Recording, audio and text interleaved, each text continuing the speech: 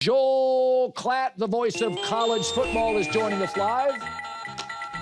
He'll have the UCLA-Indiana game, which is UCLA is a crazy story. I mean, it's so weird. They get rid of their coach, and they have a completely different vibe, feel, energy, and juice. For the record, does UCLA have any chance? I mean, it's pretty interesting what they're doing offensively. Do they have any chance to compete with Indiana? Well, I mean, they're playing substantially better football, and they still have a 5-star quarterback. This is what I find so interesting in college football right now is these teams that maybe we don't think a lot of, they've got better players than they ever have because of revenue sharing and NIL, and that talent is dispersed.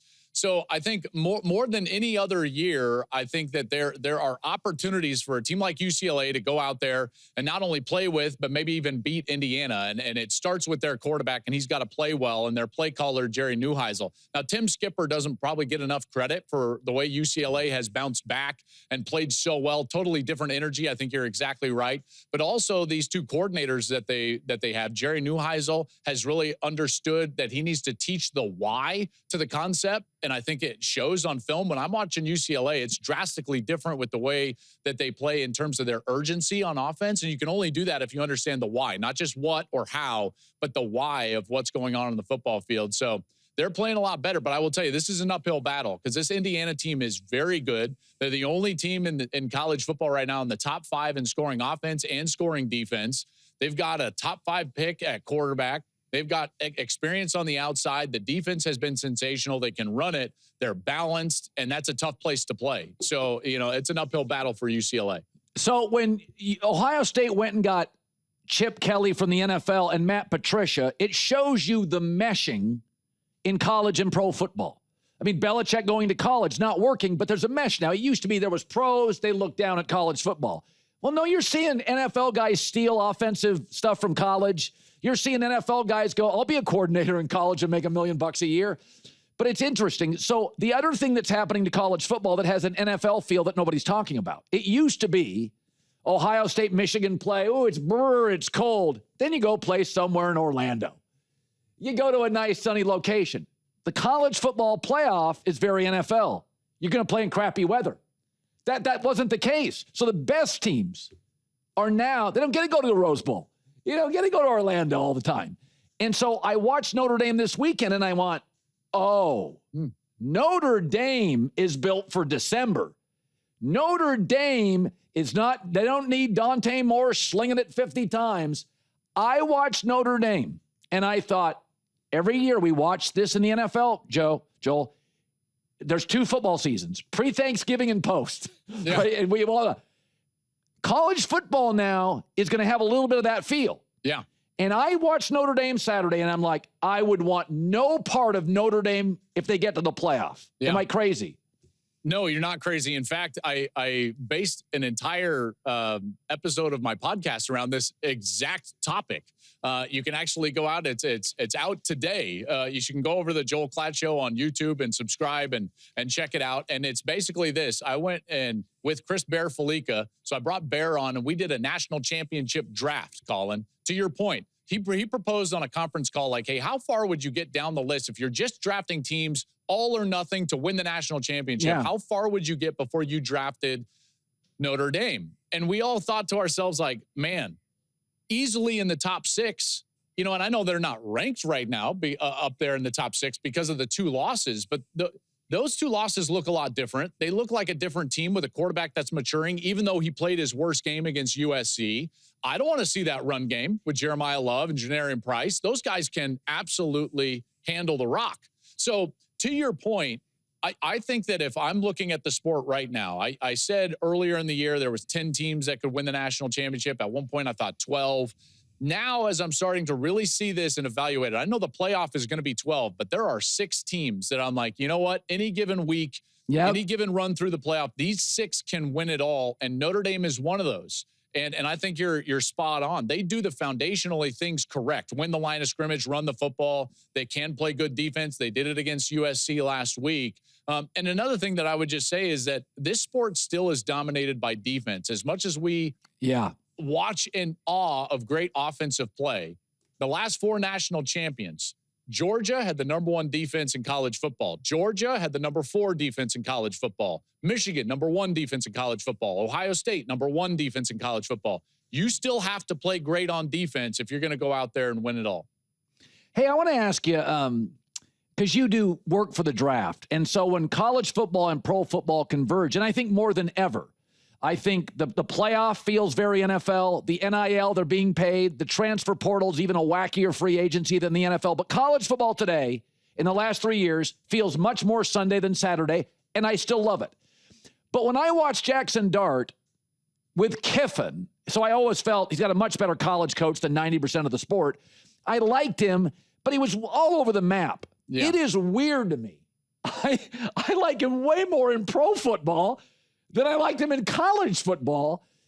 And I liked him in college. But did you, when you watched Jaxson Dart, did you think he was going to look like this good this quickly in the pros? No. Without a great team, without a great O-line? No, I mean, and by the way, if anybody says that they saw this, they're lying, because he would have gotten selected a lot higher than he did. You know, like that, that's an honest opinion. And I did not see this coming from Jaxson Dart. I love that New York, and remember, Mike Shanahan did this for RG3 early in his career at Washington, but he wanted to put his player in position to succeed. So what New York is doing offensively is tailored towards the skill set of Jaxson Dart, and that's really smart from Brian Daboll. That's really smart. Now, I know that they just total bombed out in the fourth quarter against Denver, which was wild. Denver scores 33 in the fourth quarter in order to win that game.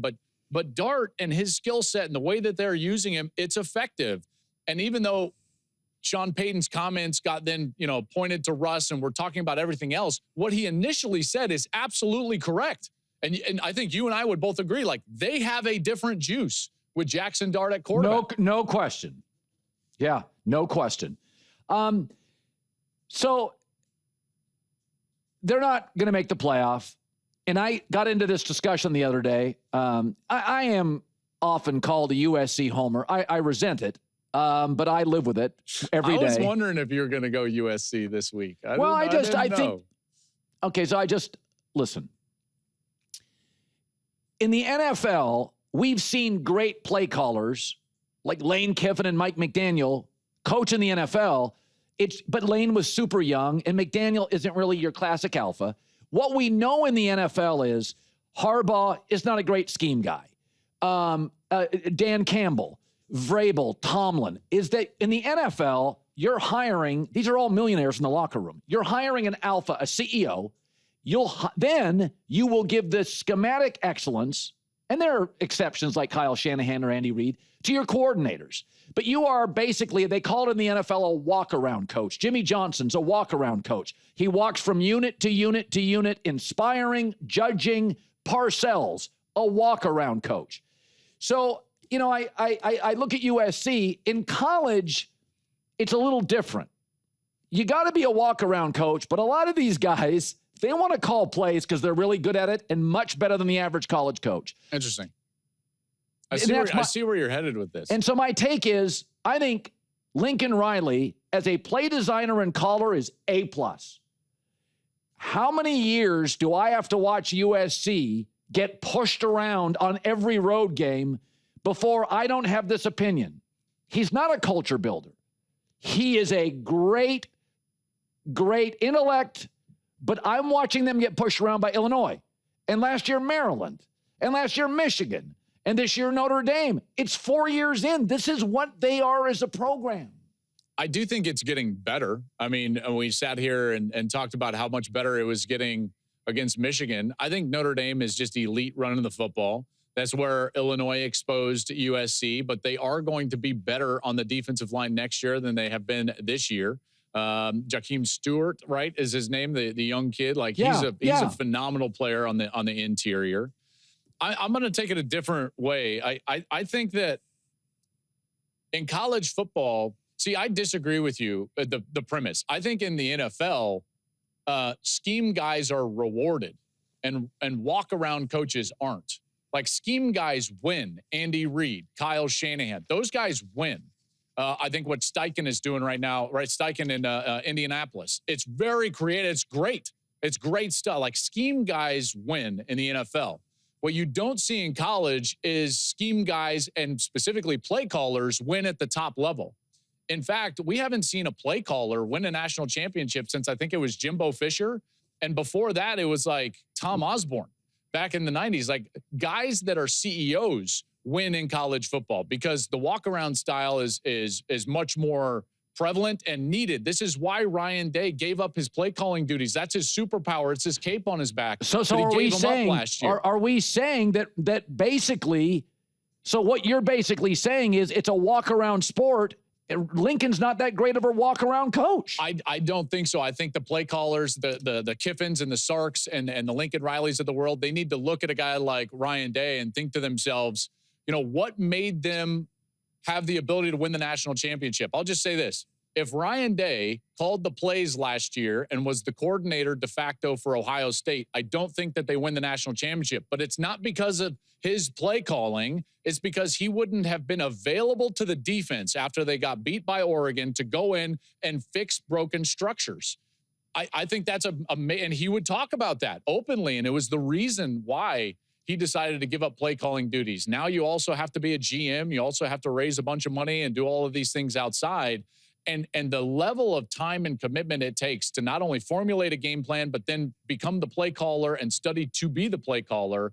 I don't know if you can be a national champion and call the plays in college football. Brent Venables is trying to do that on the defensive side right now. Mike Elko is trying to do that on the defensive side right now. And I think it's too tough.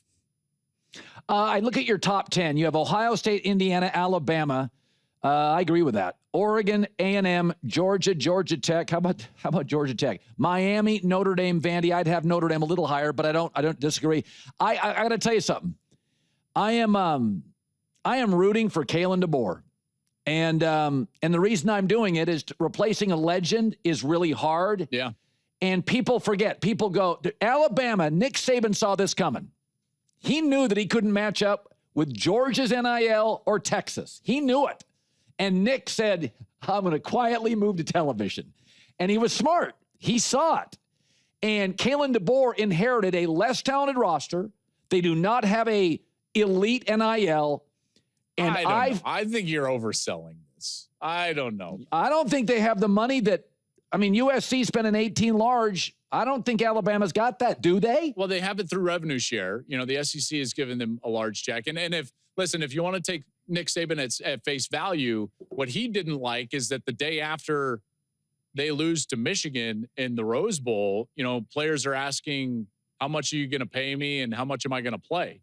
And he didn't like those conversations. As I don't know if it was a resource battle where like all of a sudden he was scared or this or that. I don't think he liked the nature of what the head coach was going to have to do. Like, for instance, at Ohio State last year, they win the national championship. The next morning, in 15-minute increments, they started meeting with every player and their manager to talk about NIL. I mean, that's not fun. And I don't think Nick Saban wanted to do that. Now, I don't want to speculate on his account, but I would just say this. I think Kalen DeBoer is one of the better coaches in the entire sport. His record proves that. Yeah, no question. He's been. Great. And he's got a quarterback right now in Ty Simpson that I think has a really good chance to be the number 1 overall pick. And when you got that, like, you got a chance. I don't think their defense is great. I don't think they run the ball, great.